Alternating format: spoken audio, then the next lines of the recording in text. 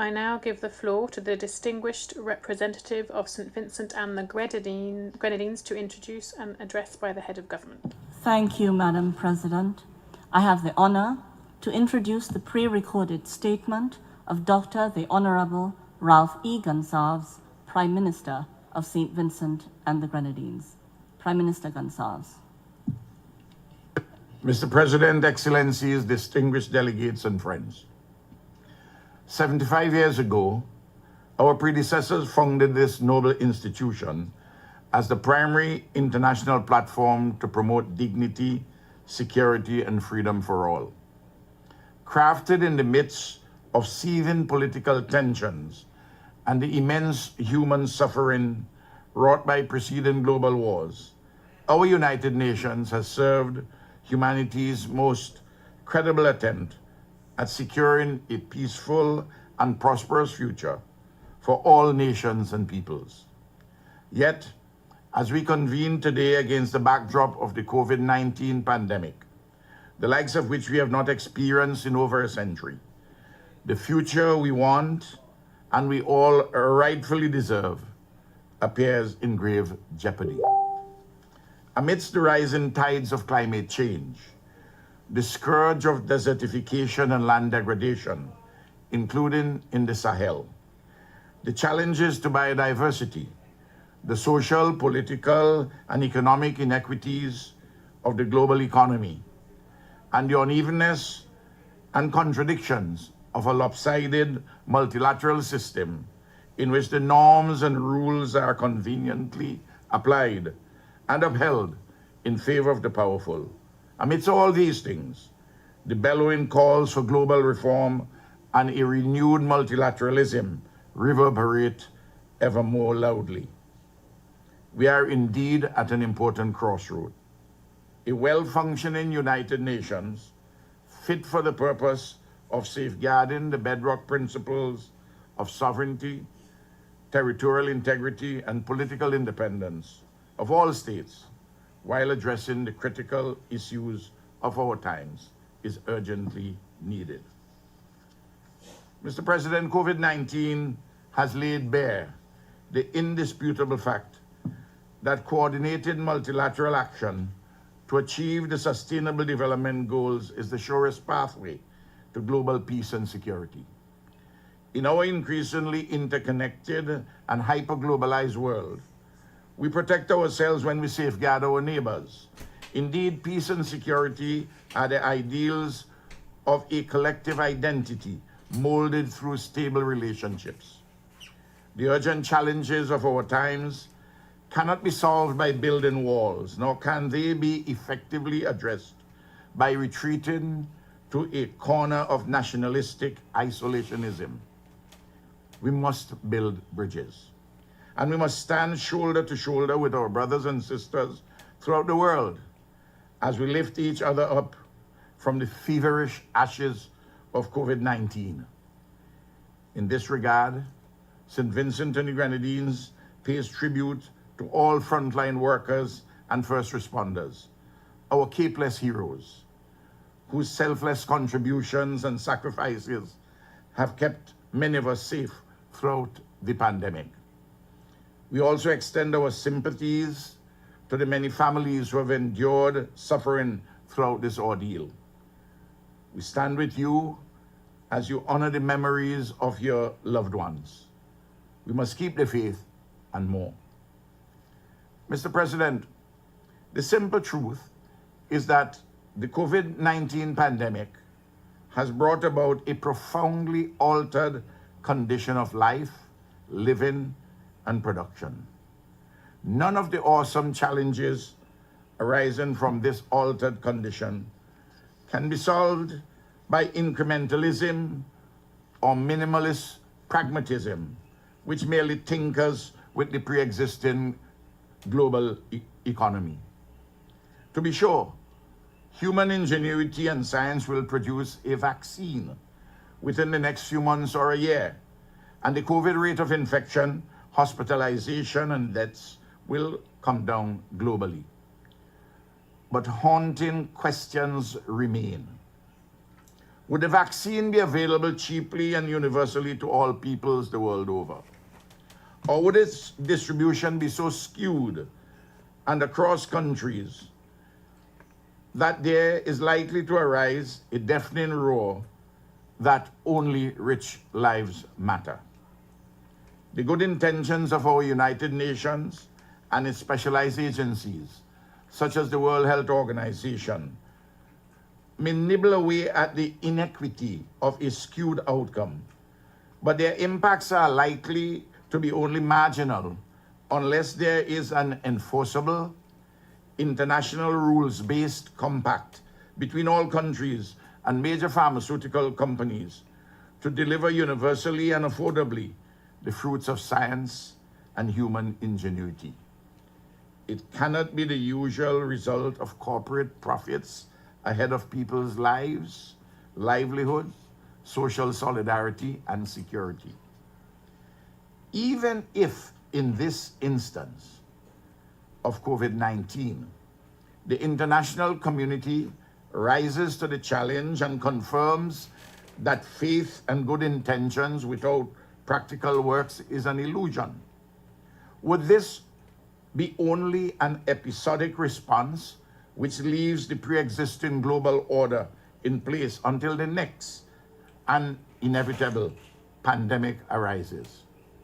This irrational, dangerous cycle has to be reconfigured with a global consensus, not merely to build back better, but to build back optimally and enduringly for all humanity's sake.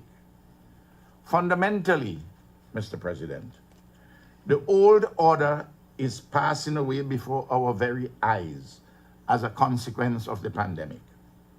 But a new one is yet to come into being. Indeed, there is not in place even a transition to a better, optimal, and enduring condition. We are still quarreling about inconsequential matters, insisting on too many sideshows, and casting our gaze askance from the main events, metaphorically.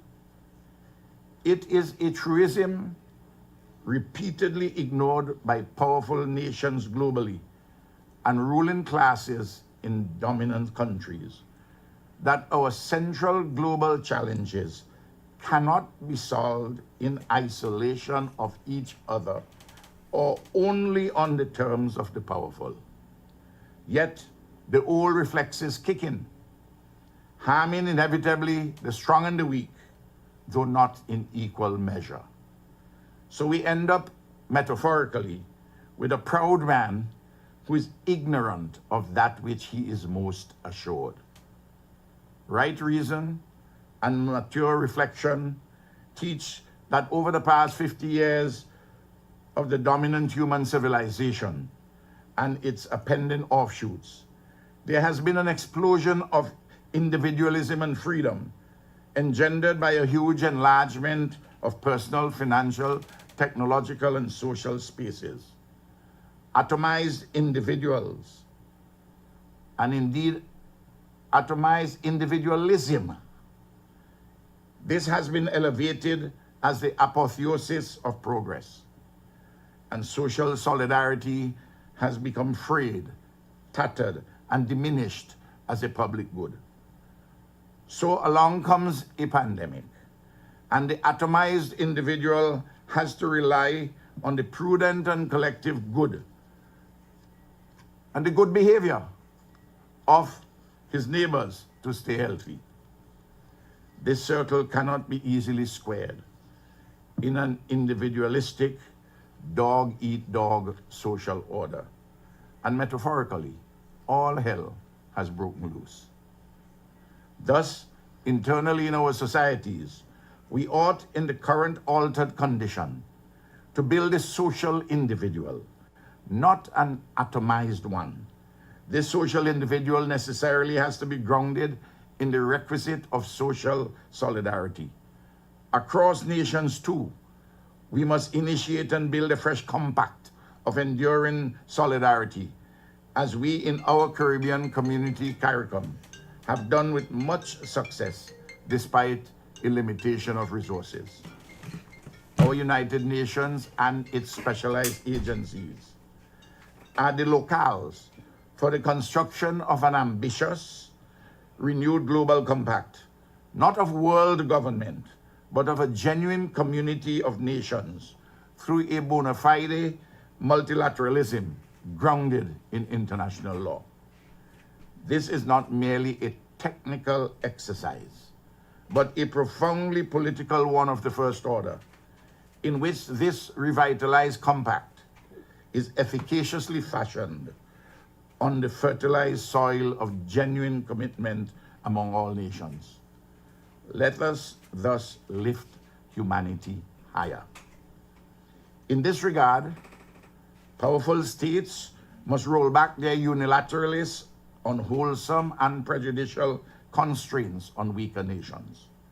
The list is long and includes unilateralist sanctions, weaponizing of the trade, banking, and financial systems, the misuse and abuse of so-called blacklists by developed countries against developing ones, the unilateralist termination of correspondent banking relations on purely spurious and hypocritical grounds, the breaking of international law willy-nilly to serve narrow national interests on this or that issue, including the existential matter of climate change, and the relegation of small island developing states to the expendable margins of the global political economy.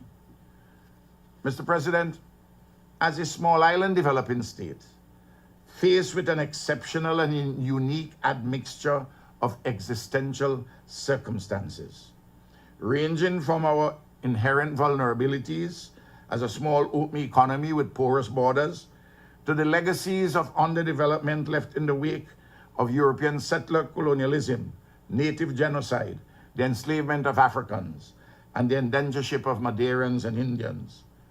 St. Vincent and the Grenadines has made tremendous strides to advance meaningfully a progressive and people-centered development agenda. Yet, despite our best efforts, the disastrous economic implications of a global COVID-19 recession threatens to stymie our advances. These detrimental impacts, already disproportionately felt across the global South, stem from sharp declines in remittances, significant disruptions of trade, travel, and other economic activity, and the negative effects on social welfare as limited resources are diverted to save lives.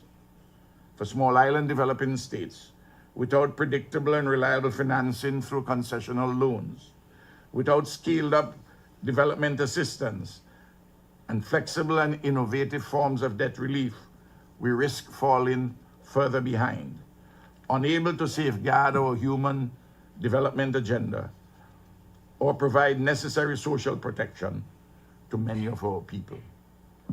To avert these grim prospects, ambitious reform of the international financial architecture that takes into account our small islands' exceptionalism is urgently required. Mr. President, the continued use of the illegal and inhuman economic embargo on the Republic of Cuba and the unilateral economic sanctions imposed for the purpose of stoking social unrest as a part of an externally driven regime change agenda in the Bolivarian Republic of Venezuela are but two egregious examples of how the norms and principles of international law are desecrated for sake of power and self-interest. Despite their own serious challenges, the governments and peoples of Cuba and Venezuela continue to stand as models of camaraderie and solidarity, dispatching medical brigades and essential supplies in response to COVID-19. Such is the absurd contradiction that those who employ the human rights mantra as a guise for unilateral action would willfully deprive millions of people living in countries near and far of their right to dignity and development by deploying the most debilitating foreign policy tools. The immense suffering of the people of Syria as a result of a conflict that they did not choose, and geopolitical forces over which they exert no influence, stands as a prime example of the paradox of humanitarian intervention. In similar fashion, the convergence of a parallelogram of forces, contradictory forces, in Yemen has precipitated a humanitarian crisis of monumental proportions. Syria and Yemen are arguably two of the biggest catastrophes in the world, which require constructive forms of multilateral engagement that yield people-centered solutions with full respect for international law. I feel sure that interested regional powers yearn for peace and stability in Yemen and Syria. Mr. President, St. Vincent and the Grenadines reaffirms its solidarity with the Palestinian people, whose daily existence remain marred by the persistent threat of illegal annexation. Honoring the Palestinian people's long-held quest for self-determination and statehood by revisiting the question of full membership of the United Nations is a matter that is long overdue and an essential component of lasting solution, a lasting two-state solution in the quest for a sustainable peace in the Middle East. Both Palestine and Israel must get together and sort this matter out. In a similar vein, the constructive and pragmatic intergovernmental engagement of Taiwan as a responsible advocate for sustainable development and an exemplar of the magnificent Chinese civilization validates the case for Taiwan's meaningful participation in the specialized agencies and bodies of the United Nations. Mr. President, the complex challenges of the 21st century will not be solved by military means or by a quest for hegemony. While those who sell weapons have been traditionally positioned to broker peace, we cannot expect to use outdated tools to address effectively contemporary exigencies. Accordingly, St. Vincent and the Grenadines reiterates the importance of addressing earnestly the question of Security Council reform by, among other things, expanding the permanent membership to include our brothers and sisters from the African continent, by incorporating the nuanced perspectives of small island states as a continuously rotating fixture, and by upgrading the working methods of this august but historically shackled body to reflect the realities of the modern world. The issue continues to occupy the attention of St. Vincent and the Grenadines at the Security Council, where my country has forged a strong partnership with the three non-permanent members from Africa in what has become known as the A3+1. Mr. President, amidst the thundering calls for racial and social justice globally, St. Vincent and the Grenadines affirms yet again that Black Lives Matter. During this international decade for people of African descent, the case for reparatory justice remains unanswerably strong. The legacies of underdevelopment in our country, arising from the genocide of our native Kalinago and Garifuna people, and the enslavement of African bodies, prompt our just and legitimate demand for appropriate recompense, grounded in historical fact, contemporary reality, and international law. From European nations and their successor nation states in North America, the international campaign for reparatory justice, widely promoted by governments across the Caribbean community and by social activists within the industrialized countries must form part of any serious effort to achieve the Sustainable Development Goals. Mr. President, as I conclude, I reiterate that the complex, consequential, and overlapping challenges facing our world today can only be resolved through inclusive, multilateral solutions and comprehensive development strategies. Admittedly, in any collective struggle for peace or prosperity, there are no easy victories. Yet, it is in our darkest moments, when these struggles seem insurmountable, that we must work together in unity and in solidarity, not in spite of, but precisely because our distinct perspectives and interests necessitate that we, the peoples, work together.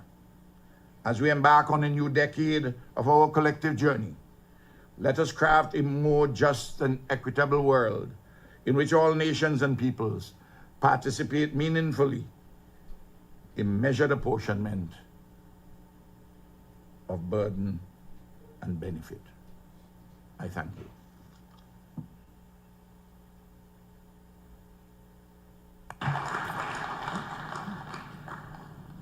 Au nom de l'Assemblée, On behalf of the General Assembly, I wish to thank the Prime Minister, Minister for Finance, the Public Service, National Security, Legal Affairs and Grenadines Affairs of St. Vincent and the Grenadines for his statement.